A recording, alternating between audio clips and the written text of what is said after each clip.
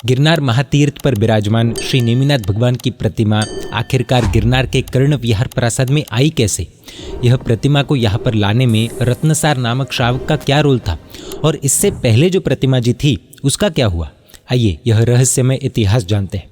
तो प्रस्तुत है गिरनार कर्ण विहार प्रासाद रत्नसार श्रावक गोमेद यक्ष की कथा। श्री अंबिका देवी इनक्रेडिबली इंटेलिजेंट सज्जन मंत्री ने आश्वयुजवती अमावस नेमिनाथ भगवान।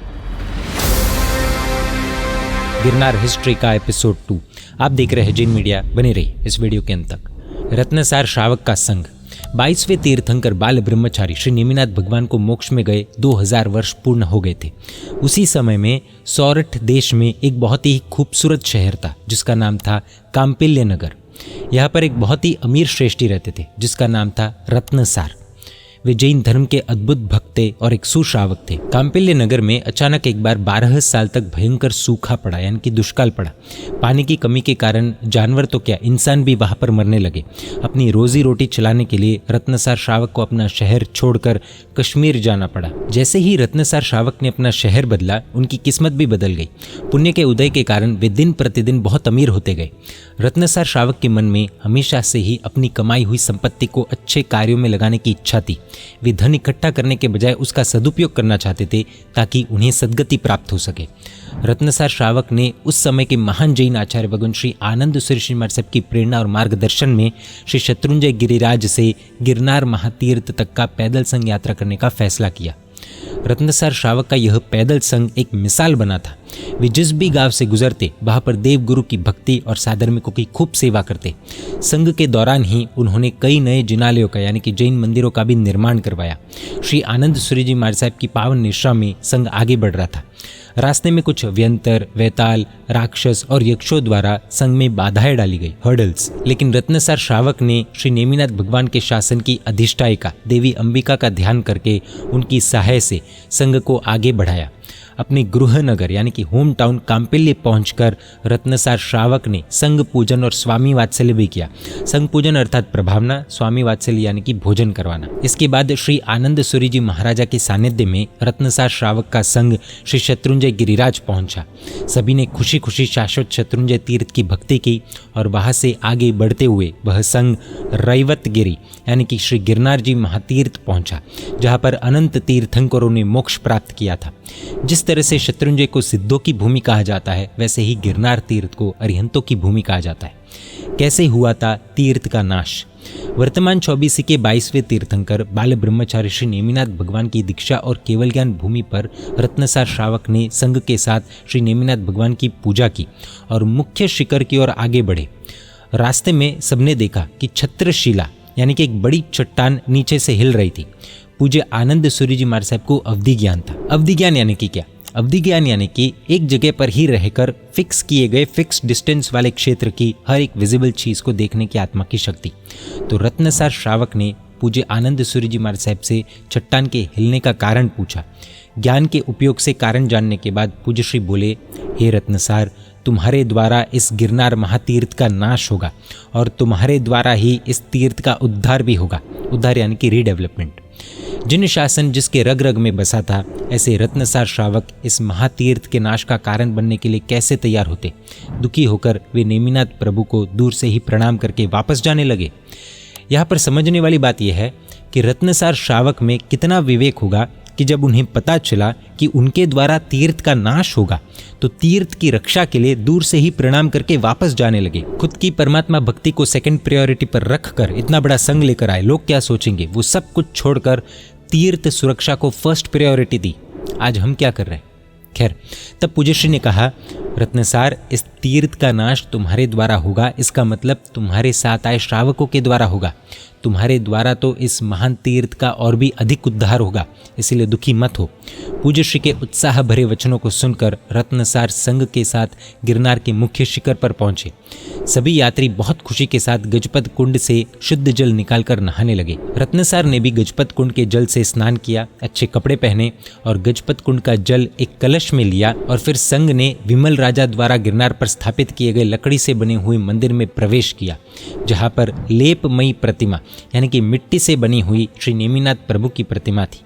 सभी यात्री गजपत कुंड के शुद्ध जल से श्री नेमिनाथ प्रभु का प्रक्षालन कर रहे थे, यानी कि अभिषेक कर रहे थे।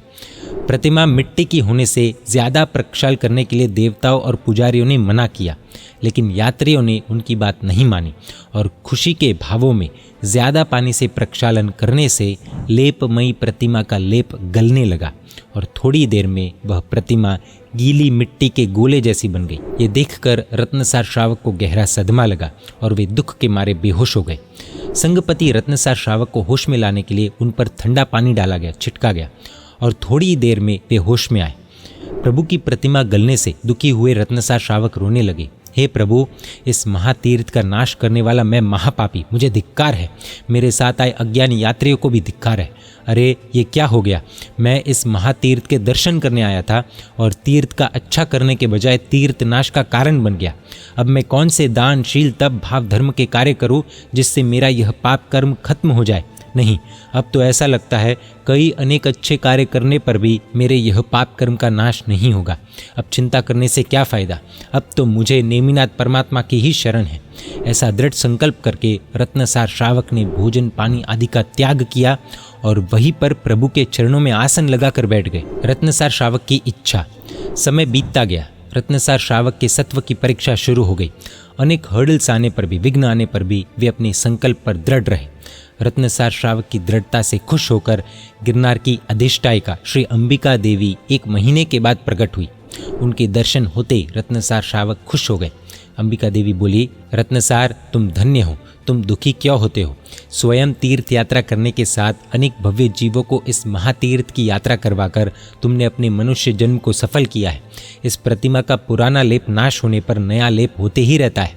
जिस तरह पुराने कपड़े निकालकर नए कपड़े पहने जाते हैं, उसी तरह से तुम भी इस प्रतिमा का नया लेप करवाकर फिर से प्रतिष्ठा करवाओ। अंबिका देवी की इस बात को सुनकर रत्नसार श्रावक बोले, हे माँ, आप ऐसे वचन मत कहो। मैंने पहले ही मूर्ति का नाश करके भारी कर्म बांधे और आपकी आज्ञा से मूर्ति का लेप करवाकर फिर से स्थापन करूं तो भविष्य में फिर से मेरी तरह कोई अज्ञानी इस मूर्ति का नाश करने वाला बनेगा। इसलिए हे माँ, यदि आप मेरे तप से प्रसन्न हो तो मुझे कोई ऐसी अभंग मूर्ति दीजिए, यानी कि कभी न टूटने वाली मूर्ति दीजिए, जिससे भविष्य में किसी के द्वारा इसका नाश न हो सके और श्री नेमिनाथ प्रभु के भक्त पूर्ण भावना से उनका जलाभिषेक करके अपनी इच्छाओं को पूरा कर सके। अंबिका देवी ने रत्नसार के इन वचनों को अनसुना कर दिया और अदृश्य यानी कि इनविजिबल हो गई। अंबिका देवी के अदृश्य होते ही रत्नसार श्रावक कुछ पल के लिए दुखी हो गए, लेकिन कुछ ही समय में रत्नसार श्रावक वापस से उतनी ही दृढ़ता के साथ अंबिका देवी के ध्यान में बैठ गए। एक बार फिर रत्नसार श्रावक के पेशेंस को टेस्ट करने के लिए श्री अंबिका देवी ने कई हर्डल्स, विघ्न क्रिएट किए। उन्हें ध्यान से चलित करने की बहुत कोशिशें की, लेकिन रत्नसार श्रावक मेरू पर्वत के समान ध्यान में अडिग रहे। तब अंबिका देवी फिर से प्रकट होकर बोली, हे वत्स, मैं तुम्हारे दृढ़ धैर्य से प्रसन्न हूँ, तुम मुझसे वरदान मांगो। देवी के इन वचनों को सुनकर रत्नसार श्रावक बोले, हे माँ, इस गिरनार महातीर्थ के उद्धार के सिवाय मेरी कोई इच्छा नहीं है। आप मुझे श्री नेमिनाथ प्रभु की ऐसी वज्रमय यानी कि हीरे जैसी मजबूत प्रतिमा जी दीजिए, जो कभी भी नष्ट न हो, इमॉर्टल रहे और जिसकी पूजा से मेरा जीवन सफल हो। रत्नसार श्रावक को मिली श्री नेमिनाथ प्रभु की प्रतिमा। अंबिका देवी ने कहा, सर्वज्ञ भगवंत ने कहा है कि तुम्हारे द्वारा गिरनार महातीर्थ का उद्धार होगा, इसलिए तुम मेरे साथ चलो, मेरे पीछे पीछे ही रहना, इधर उधर देखे बिना चलना। रत्नसार श्रावक देवी के पीछे पीछे चलने लगे और अंबिका देवी पूर्व की तरफ यानी कि ईस्ट डायरेक्शन की तरफ हिमाद्री पर्वत के कंचन शिखर पर गई, जहाँ पर सुवर्ण नामक गुफा थी। गुफा के अंदर दिव्य प्रकाश फैला हुआ था। आगे आगे अंबिका देवी और पीछे पीछे रत्नसार श्रावक दोनों उस दिव्य गुफा में एंटर हुए। सुवर्ण मंदिर में विराजमान कई मणि, रत्न आदि की मूर्तियों को दिखाते हुए अंबिका देवी बोली, हे रत्नसार श्रावक, यह मूर्ति सौधर्मेंद्र ने बनाई है। यह मूर्ति धर्मेंद्र ने पद्मराग मणि से बनाई है। यह मूर्तियाँ भरत महाराजा, आदित्य, यशा, बाहुबली आदि के द्वारा रत्न, माणिक आदि से बनवाई गई है और दीर्घकाल तक उन्होंने इन मूर्तियों की पूजा भक्ति की है। यह ब्रह्मेंद्र द्वारा रत्न मणि का सार ग्रहण करके बनवाई गई है, जो शाश्वत मूर्ति की तरह असंख्य काल तक उनके ब्रह्मलोक में पूजी गई है। यह राम और कृष्ण के द्वारा बनाई गई है। इन मूर्तियों में से जो पसंद हो वो आप ले सकते हो। मनमोहक ऐसी दिव्य मूर्तियों को देखकर रत्नसार श्रावक बहुत खुश हो गए। सभी प्रतिमाएं बहुत सुंदर थी।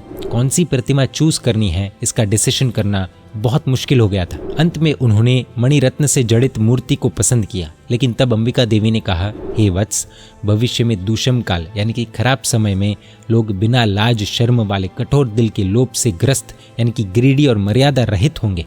वे इस मणिरत्न जड़ित मूर्ति का अपमान करेंगे। तुम्हें इस तीर्थ का उद्धार करने के बाद बहुत पछतावा होगा।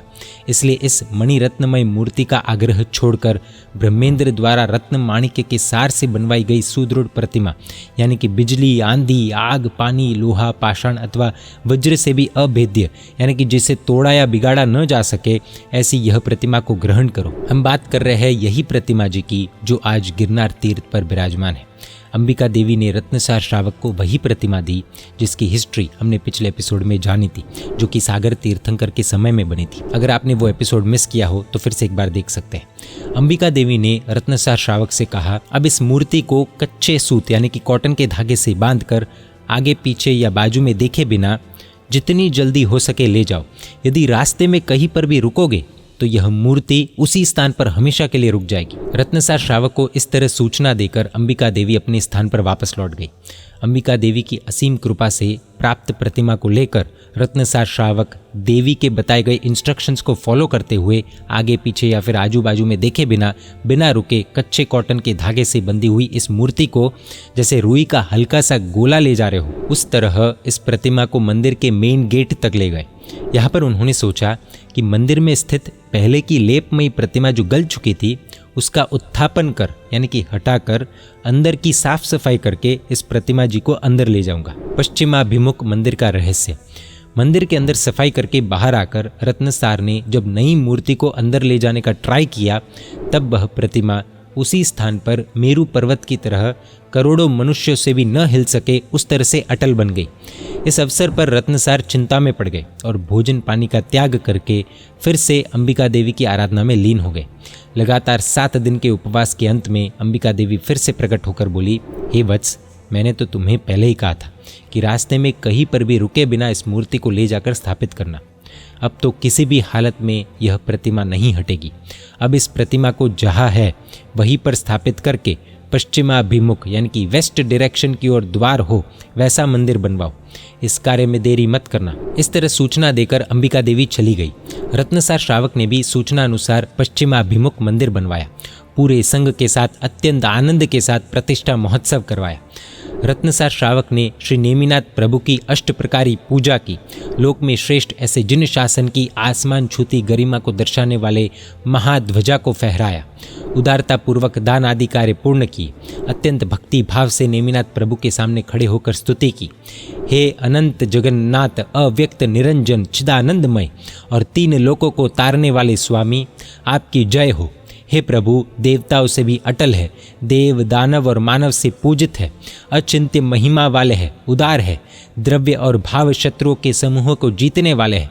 मस्तक पर 3 छत्र से शोभायमान, दोनों तरफ चामर से हवा किए जाते और अष्टप्रातिहार्य यानी कि 8 शुभ चिन्ह की शोभा से उदार ऐसे हे विश्व के आधार प्रभु, आपको नमस्कार हो। इस तरह पूर्ण भावों के साथ स्तुति करने के बाद रत्नसार श्रावक ने पंचांग प्रणिपात यानी कि शरीर के 5 अंग यानी कि मस्तक, 2 हाथ और 2 घुटने जमीन पर टच हो, उस तरह बहुत ही आनंद के साथ जैसे साक्षात श्री नेमिनाथ प्रभु को ही न देख रहे हो, उस तरह से उस मूर्ति को पंचांग प्रणिपात प्रणाम किया, वंदन किया। उस समय उनकी भक्ति से प्रसन्न होकर श्री अंबिका देवी क्षेत्रपाल आदि देवताओं के साथ वहां पर आई और रत्नसार श्रावक के गले में पारिजात के फूलों की माला पहनाई। बाद में रत्नसार श्रावक अपने जीवन को सफल मानकर सौराष्ट्र यानी कि गुजरात की भूमि पर जैन मंदिरों की स्थापना करते हुए धर्म के 7 क्षेत्रों में संपत्ति का सद्व्यय करते हुए पुनः अपने निवास स्थान पर लौट गए। आगे आने वाले कुछ भव करके वे मोक्ष में जाएंगे। इस प्रतिमा का वर्तमान स्थान पर प्रतिष्ठित होने का काल श्री नेमिनाथ प्रभु के निर्वाण के 2000 वर्ष के बाद प्रतिष्ठित होने से उनके शासन के शेष यानी कि बाकी 82,000 वर्ष यानी कि 82,000 ईयर्स प्लस श्री पार्श्वनाथ प्रभु के शासन के 250 वर्ष 250 ईयर्स प्लस श्री महावीर स्वामी के शासन के लगभग 2500 प्लस वर्ष यानी कि 2500 प्लस ईयर्स से यह प्रतिमा जी प्रतिष्ठित है, अर्थात प्राय लगभग 84,785 84,785 से भी ज्यादा वर्षों से यह प्रतिमा इस स्थान पर विराजमान है। तो ये था श्री नेमिनाथ प्रभु की इस अद्भुत प्रतिमा का गिरनार में विराजमान होने का अद्भुत इतिहास।